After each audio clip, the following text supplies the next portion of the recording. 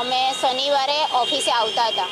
ત્યારે એ વ્યક્તિ, એને તો ભાઈ બી નહીં કહેવાય કારણ કે એને ભાઈ જેવી મર્યાદા રાખી જ નથી, તો એની માટે એ જે વ્યક્તિ હતો એ અમે આવતા હતા ત્યારે અમને ઊંધા બહુ ખરાબ રીતે ખરાબ વાણી વાપરીને ગયો છે, ખરાબ શબ્દ બોલીને ગયો છે, જે અમારે અહીંયા બોલાય એવું નથી કારણ કે એના જેવા નાલાયક અમે નથી, એવી રીતના બોલી ગયો છે. તો તે દિવસે બે થી 3 વાર યુટર્ન મારીને બોલી ગયો છે. છેલ્લે જ્યારે અમને ખબર પડી કે અમને જ બોલે છે અને અમે જ્યારે એને પકડવાની કોશિશ કરી તો એ મેઇન રોડ ઉપર ચડી ગયો. મેઇન રોડ ઉપર ચડીને એ વચ્ચેથી જતો રહ્યો એટલે અમારા હાથમાં નથી આવ્યો.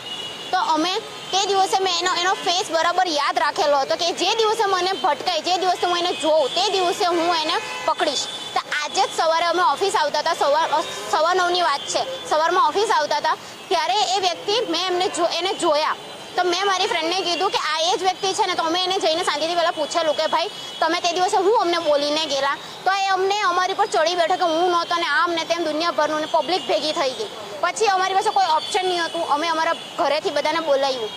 ભાઈઓને બોલાવ્યું, પછી એ લોકોએ બી સમજાવ્યું પણ એ તો બી રાજી નહીં થયું. પછી અમે છેલ્લે અમારી પાસે કોઈ ઓપ્શન નહીં હતું ને અમે એને એટલે મારતા અહીંયા સુધી લઈને આવ્યા